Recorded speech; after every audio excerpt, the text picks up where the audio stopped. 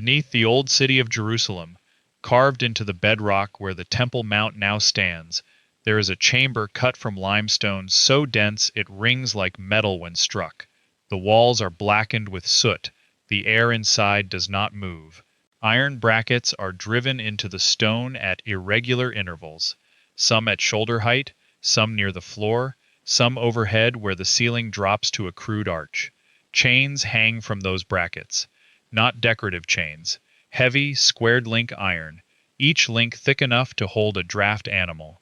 The links are fused with centuries of corrosion, but the lowest ones still reach toward the floor, stretched taut, as though something once pulled them to their full length and held there.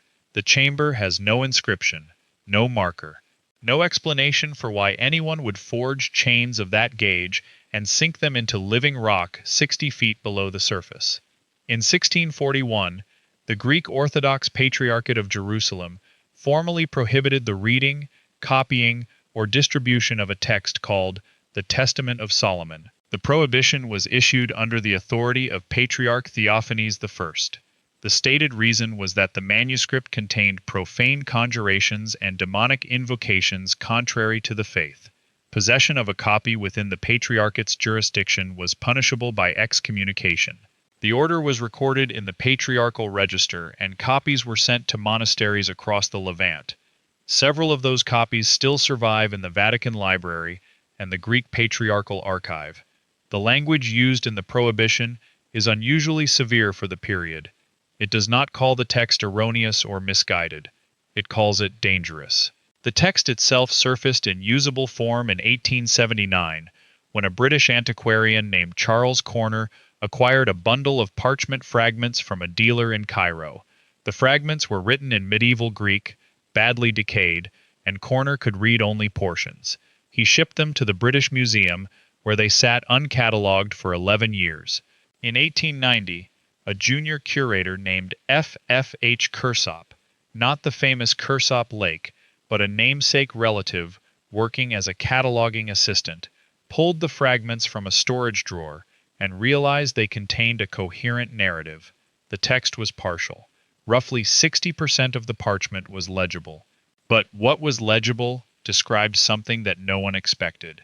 The Testament of Solomon claims that King Solomon did not merely command spirits to build the first temple, he imprisoned a specific group of them inside a subterranean iron vault, constructed beneath the temple's foundation stone, and that those spirits remain chained there to this day. In the next several minutes, you'll see what the text says about that vault, what evidence shows about its construction, and why it was hidden from every standard version of Scripture. If ancient imprisoned entities fascinate you, hit subscribe. Every week, we uncover what was removed from Scripture. But here's what makes this stranger. The manuscript evidence for the Testament of Solomon is not thin. There are multiple independent textual streams. The earliest complete version is preserved in Codex Paracenus Graecus 1141, held at the Bibliothèque Nationale de France, dated to the 15th century. A second major witness is Codex Manuscript 2509 in the collection of the University of Leiden, dated to the 16th century. A third fragmentary version exists in the British Library as Additional Manuscript 10858, and a fourth was identified in 1958 by the scholar Chester Charlton McCown, who published the standard critical edition through the Society of Biblical Literature. McCown's edition collated all known Greek manuscripts and compared them against an Old Slavonic translation discovered in the library of the Moscow Theological Academy in 1933. The Slavonic version, translated no later than the 13th century, preserves passages that the Greek manuscripts do not. It is from the Slavonic that the most detailed vault description survives. The translator of the Slavonic version was a monk identified in the manuscript colophon as Ioan of Novgorod. He completed the translation in approximately 1224. Ioan's colophon includes a note that the Greek original he worked from was already considered forbidden material, and that he translated it in secret at the request of an unnamed archimandrite who wanted to preserve the text before the Greek copies were destroyed. Ioan describes the vault passage as the most contested section, and notes that 2 folios of his Greek source had been physically excised, cut out with a blade, before the manuscript reached him. And this is where it gets disturbing. What we're looking at breaks into 3 parts. The first part of the vault passage appears in chapter 18 of the Testament. Solomon describes the construction of a chamber beneath the cornerstone of the temple. He specifies that the chamber was excavated by a class of spirits called the Ornias cohort, 36 entities assigned to earthwork and stone cutting. The dimensions are given: 40 cubits in length, 20 in width, and 15 in depth. The floor was lined with iron plates hammered flat by spirits of the Asmodeus order.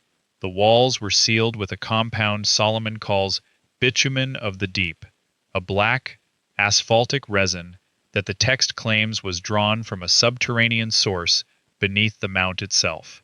Iron brackets were set into the walls before the bitumen dried, so that the metal was bonded to the stone at the molecular level, not merely fitted into carved grooves. The second part appears in chapter 19. Solomon describes the chaining procedure. A specific group of spirits, the text names 9 of them, were bound one at a time. Each spirit was forced into a physical vessel, a bronze urn sealed with lead. The urn was then placed in the chamber, and the chains were attached. Solomon states that the chains were forged from iron ore mined by human hands at a site he calls the Valley of Zered, and that the forging was done by human smiths, not spirits, because the binding required metal that had never been touched by spirit hands. The text is explicit about this distinction. It says that spirit-forged iron would not hold spirit entities, and that only metal, worked by mortal fire and mortal hammer, could sustain the binding. The third part appears in chapter 20, and is the section preserved only in the Slavonic. Solomon describes what happens when the chains eventually fail. He gives no date, he gives no trigger event. He simply states that the iron will corrode, the bitumen will crack, and the 9 bound spirits will rise in sequence, not simultaneously, but one after another, each separated by an interval he does not specify. He describes what each spirit will do upon release. The first will cause the ground above the chamber to subside. The second will disrupt water sources within a day's walk of the mount. The third will induce what Solomon calls a madness of vision in anyone sleeping within the chamber's radius. The descriptions continue for all 9. The 9th and final spirit, Solomon writes, will not emerge through the chamber at all. It will emerge through the foundation stone of the temple itself, splitting the rock from below. In 2011, a geophysical survey was conducted by a research team from Tel Aviv University's Department of Geophysics and Planetary Sciences. The team was led by Dr. Lev Eppelbaum and was using microgravity and magnetic gradiometry to map subsurface anomalies beneath the Temple Mount. The survey was non-invasive. The results were published in the Journal of Applied Geophysics in 2012. Among the anomalies detected was a dense, regular void approximately 38 meters below the surface, a depth consistent with Solomon's 15-cubit chamber when ancient measurement standards are applied. The void showed an unusually high magnetic signature for a limestone environment, consistent with the presence of significant iron deposits. Eppelbaum's report noted the anomaly, but did not speculate on its origin. The data is publicly available in the journal's supplemental materials. Here's what the translators left out. In every standard English edition of the Testament of Solomon, the McCown edition, the Dueling translation, the Charlesworth volume in the Old Testament pseudepigrapha, the word used for what Solomon builds is translated as prison or dungeon. The Greek word is not that. The Greek word is tiraterion, a watchpost, a place of guarded preservation.